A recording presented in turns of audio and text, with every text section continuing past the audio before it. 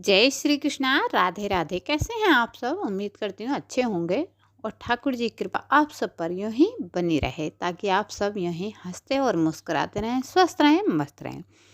चलिए शुरू करते हैं हम वीडियो। तो आज की वीडियो हम लेकर आए हैं आंवला नवमी पर कि आंवला नवमी कब है और क्या इसका शुभ मुहूर्त, तिथि और महत्व और पूजा विधि के बारे में संपूर्ण जानकारी आपको इसी वीडियो से प्राप्त हो जाएगी। तो चलिए शुरू करते हैं।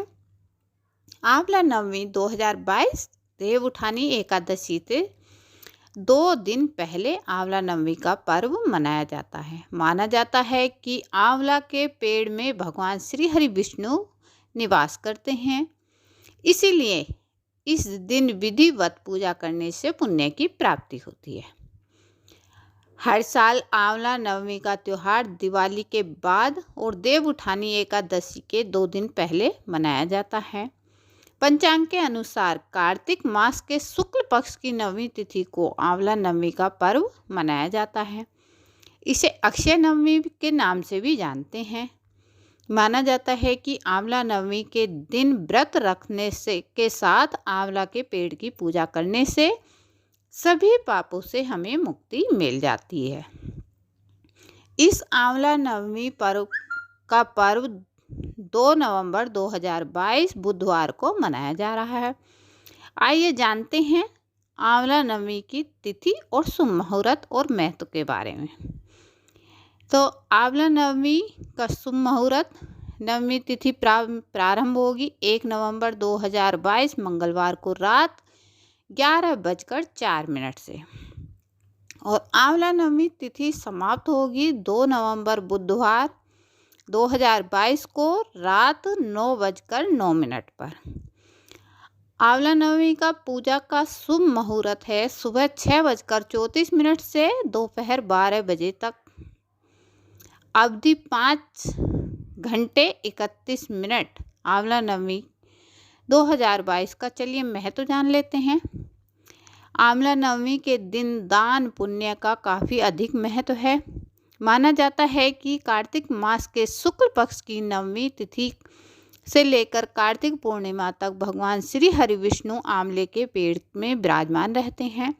इसीलिए अक्षय नवमी के दिन विधिवत आंवला के पेड़ की पूजा करने के साथ इसकी छाया में बैठकर भोजन करना शुभ माना जाता है। इस दिन आंवला के पेड़ की पूजा करने के साथ 108 बार परिक्रमा करने से सभी कामनाएं पूर्ण हो जाती हैं। इसके साथ ही इस दिन व्रत करने से संतान की भी प्राप्ति होती है। अब चलिए जानते हैं आंवला नवमी की पूजा विधि। तो आंवला नवमी के दिन आंवले के पेड़ की पूजा करने का विधान है। इस दिन आंवले की जड़ में जल में कच्चा दूध मिलाकर अर्पित किया जाता है। इसके साथ ही फूल, माला, सिंदूर, अक्षत आदि लगाने से के साथ भोग लगाया जाता है। इसके साथ ही तने में कच्चा सूत या फिर मोली 8 बार लपेट सकते हैं। पूजा के बाद व्रत कथा करी जाती है और पूरे परिवार के साथ शुद्ध शाकाहारी भोजन पेड़ के नीचे बैठकर किया जाता है। अब चलिए आंवला नवमी की कथा हम सुन लेते हैं। आंवल्य राजा की यह विशेष कथा है, सबसे प्रामाणिक है। आंवला नवमी की कहानी व्रत के समय कही और सुनी जाती है। यहाँ पढ़ें, सुने और सुनाएं आंवला नवमी की यह विशेष कथा। एक राजा था, उसका प्रण था वह रोज 1.25 मन आंवले दान करके ही खाना खाता था। इससे उसका नाम आंवल्या राजा पड़ गया।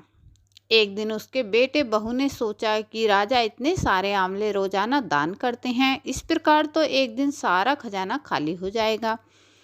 इसीलिए बेटे ने राजा से कहा कि उसे इस तरह दान करना बंद कर देना चाहिए। बेटे की बात सुनकर राजा को बहुत दुख हुआ और राजा रानी महल छोड़कर बियाबान जंगल में जाकर बैठ गए। राजा रानी आंवला दान नहीं कर पाए और प्रण के कारण कुछ खाया नहीं। जब भूखे प्यासे 7 दिन हो गए तब भगवान ने सोचा कि यदि मैंने इनका प्रण नहीं रखा और इनका सत्य नहीं रहा तो विश्वास चला जाएगा। इसीलिए भगवान ने जंगल में ही महल, राज्य और बाग बगीचे सब बना दिए और ढेरों आंवले के पेड़ लगा दिए। सुबह राजा रानी उठे तो देखा कि जंगल में उनके राज्य से भी दुगना बड़ा राज्य बसा हुआ है। राजा रानी से कहने लगे, रानी देख, कहते हैं सत मत छोड़े सूरमा सत छोड़िया पत जाए, सत की छोड़ी लक्ष्मी फिर मिलेगी आए। आओ नहा धोकर आंवला दान करें और भोजन करें। राजा रानी ने आंवले दान करके खाना खाया और खुशी खुशी जंगल में रहने लगे। उधर आंवला देवता का अपमान करने के बाद, माता पिता से बुरा व्यवहार करने के कारण बहू बेटे के बुरे दिन आ गए। राज्य दुश्मनों ने छीन लिया, दाने दाने को मोहताज हो गए और काम ढूंढते हुए अपने पिताजी के राज्य में आ पहुँचे। उनके हालात इतने बिगड़े हुए थे कि पिता ने उन्हें बिना पहचाने हुए काम पर रख लिया। बेटे बहू सोच भी नहीं सकते थे कि उनके माता पिता इतने बड़े राज्य के मालिक भी हो सकते हैं। सो उन्होंने भी अपने माता पिता को नहीं पहचाना। एक दिन बहू ने सास के बाल गूंथते समय उसकी पीठ पर मस्सा देखा। उसे यह सोचकर रोना आने लगा कि ऐसा मस्सा मेरी सास के भी था।